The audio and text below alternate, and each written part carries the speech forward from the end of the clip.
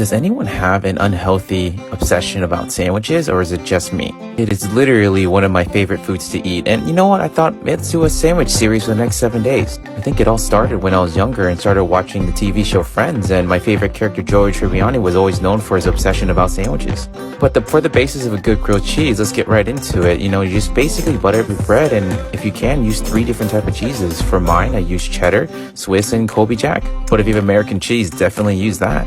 And when you make a grilled cheese, it's all about that cheese pool. Ooh, look at that ooey goodness. Comment down below and see what sandwich you want to see next.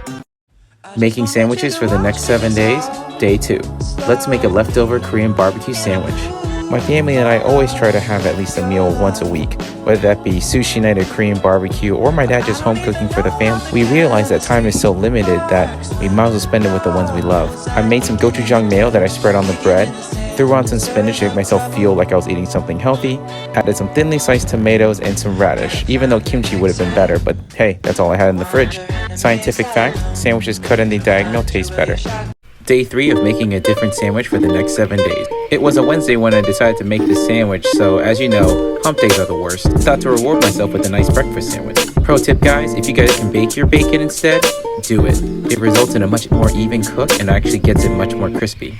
Also, if you want to be extra, toast your buns in a pan please, and shake them around too if you like. Oh, don't mind my terrible egg flip, but look at that bacon. And as I stated in my other videos, it's all about the layers in a sandwich. Everything I do, I try to overlap slightly with each other, so when I bite down, you get all those flavors. I did a half cheese split just because I could, but let's just take a second to appreciate this runny egg action. I like to top mine with sriracha, and you definitely know my Wednesday was good. Day 4 of making a different sandwich for the next 7 days. With all the sandwiches I've been eating, I realized they're a bit heavy, so I wanted to go with something a bit more light and vibrant. And what I decided on was to make a lamb Greek-inspired sandwich with fresh tzatziki sauce. And I'm not gonna lie, I was actually a little bit nervous making this tzatziki sauce.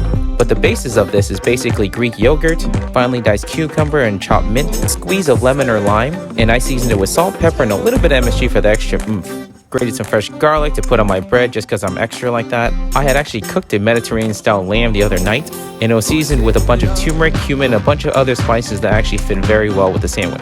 But now let's begin assembly. First, grab your tzatziki and slather it on the bread. Next comes the lamb, then your tomatoes, some pickled onions I made, and some arugula to finish. And would you look at that cross-section? And you best believe this made my sandwich rotation. Making a sandwich for the next 7 days, day 5. We're making a BLT, but we're making it my way. I like using thick cut bacon on this one just because I feel like the texture is just better and meatier. Added some avocado, in which my opinion takes the sandwich to the whole new level. And I chose to use red leaf lettuce. You can use whatever lettuce you like, just don't use iceberg, please. And trust me guys, baking your bacon is a game changer. Typically I get lazy and just put my bread in a toaster, but because I'm making it for you guys, I wanted to take it up to the next level. What makes this sandwich a must try is because I seasoned my avocado with garlic powder, paprika, salt, and pepper. I cut my bacon in half because I wanted to layer it on better, and that also would ensure that I had bacon in every bite. This sandwich actually means a lot to me because when I grew up, we didn't have a lot of money, so bacon was actually an expensive item for us. But as you all know, let's cut it at a diagonal, and would you look at that cross section? Make sure to like and follow and comment down below on what sandwich I should make next.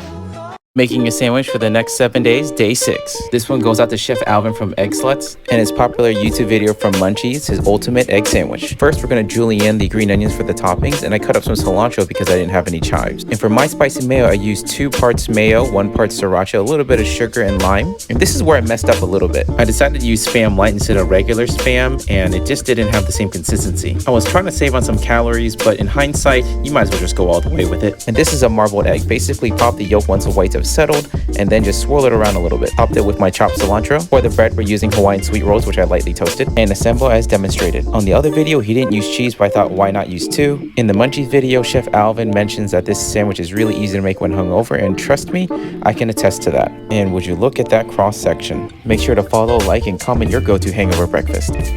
Making a sandwich for 7 days, day 7. We're making Joey Tribbiani's favorite meatball sub. I just made a basic red sauce by sweating out some garlic and onions, some tomato paste, threw in a can of San Marzanos and crushed those bad boys up.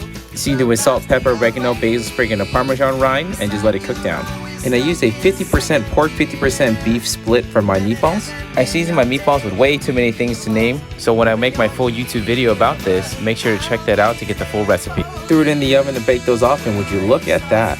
I have to thank the TV show Friends for my sense of humor that I developed, even though I didn't understand the jokes as a child. And when I rewatch the show today, it just brings back all those childhood memories I have just sitting in front of the TV with my brother.